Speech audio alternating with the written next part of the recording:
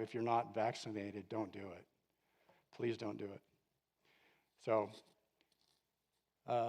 he just died like a few weeks ago, and it was from the jab. He was healthy. So maybe you're here for that reason. Maybe you're here because your business or you've seen your economy get destroyed by the fines. We've seen bankruptcies, businesses going out of business, and yet we have these dictators that do whatever they want. I mean, they know it's not a pandemic. By their actions, they show us that they know that it's not really a pandemic, while at the same time they're saying pandemic. And then we have this kind of thing going on, where they call these things peaceful protests. And then yet we have a little freedom rally of no masks, and they send the police and all the mask minions, and even to the point of arresting people, throwing them to the ground, arresting women, throwing them to the ground, stuff like that. So we need to be pushing back against this stuff. I don't know how many of you have done a little bit of research into this whole pandemic. I've done a lot, and it just stinks to high heaven. The 1918 Spanish flu, they had the same thing, wear a mask, save your life, blah, blah, blah, blah. And Fauci did a paper in 2008 on it. And the results of his paper, he and his colleagues concluded that it was a upper respiratory bacterial infection that caused most of the deaths. It wasn't the virus. Well, then he went on to get, his team at the NIH went on to get a patent for developing the coronavirus. And so then they developed it, and they had it shipped over to Wuhan, China, because it's illegal to develop bioweapons here in the United States. So they had it contracted out to the lab in Wuhan, and at Wuhan, they developed gain of function. Gain of function is where you improve its ability to go from an animal to humans, something that these things don't normally do. But you ramp them up, and you give them the ability to do that.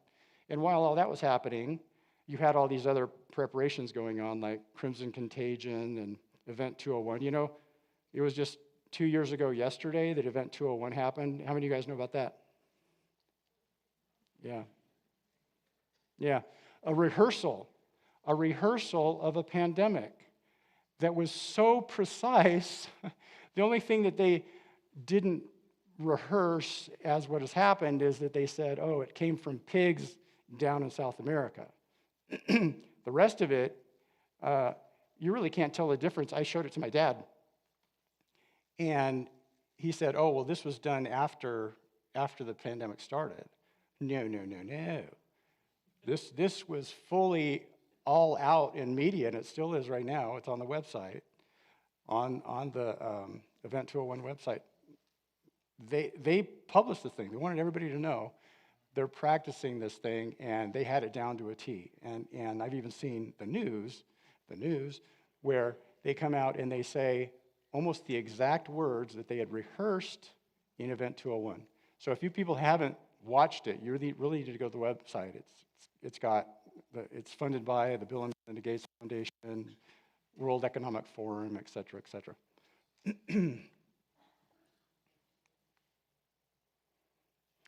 And so here we have Fauci demanding mask, 2 masks, and then no masks, and then more masks, and then outside you got to wear a mask and all this kind of stuff.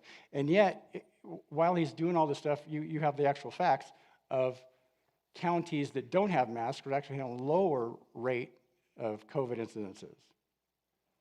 So again, for me, that has me asking the question, what is this thing all about?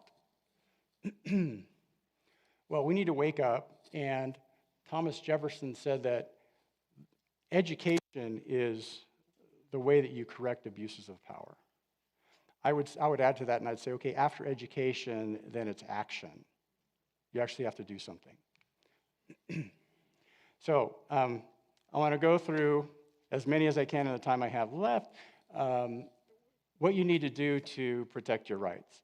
This is kind of a flyover of the one of the all-day seminars that I do. I go into more depth and really get down and show you all of the citations.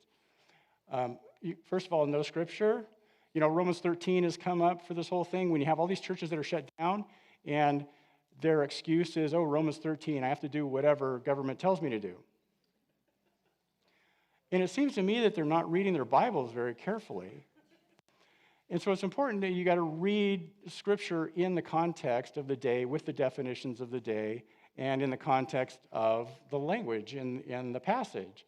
And so, Romans 13, it says that the ruler is the minister to you for good, but if you do evil, be afraid, for he does not bear the sword in vain. He is God's minister, an avenger to execute wrath on him who practices evil. The most obvious thing that pops out to me, this is, I do, a full-on Bible study class on this, but the most obvious thing here is, well, who defines what is good? God defines what is good, right? Satan doesn't define what is good. So if government is there to reward good, and yet government is not rewarding good, is this passage talking about that kind of government? Of course not. Also, 1 Peter has the same kind of language. But what I find was interesting, here's a little bit of history note. The Geneva Bible has, it says here, for the Lord's sake, whether it be unto the king as unto the superior or unto the governors.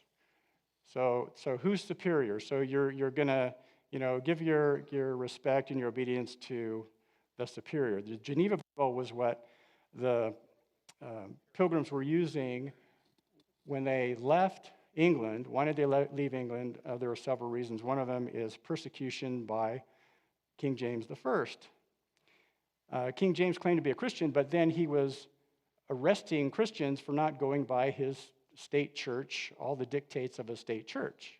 They're saying, no, we're going to stick to the Bible. And he said, no, you're not. You're going to do the liturgies and all the stuff that I've set down in the state church. So he'd arrest them if they wouldn't. So they finally fled to Holland. And then from Holland, they came to the United States. And they brought the Geneva Bible.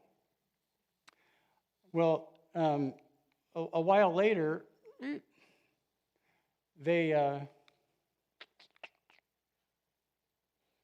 got into somehow they got over to the King James Bible. So King James had a Bible. And as you might imagine, here you have this guy that's going after Christians. He's a little bit tyrannical. And he has a Bible written. What's he going to do? So now in King James, the word is supreme. And I had that highlighted, but something happened with the slide there. So in the King James Bible, it says that the ruler, your government, is supreme rather than superior. There's a difference there. God is supreme. God is supreme, and government is under that. So we've had this brainwashing of the King James Bible. Now, for the most part, I think the King James Bible is accurate, but there are some serious things in there, like this one, where if you're not reading it carefully and you don't know where it came from, and you read it over and over again, you go, oh, okay, government is supreme.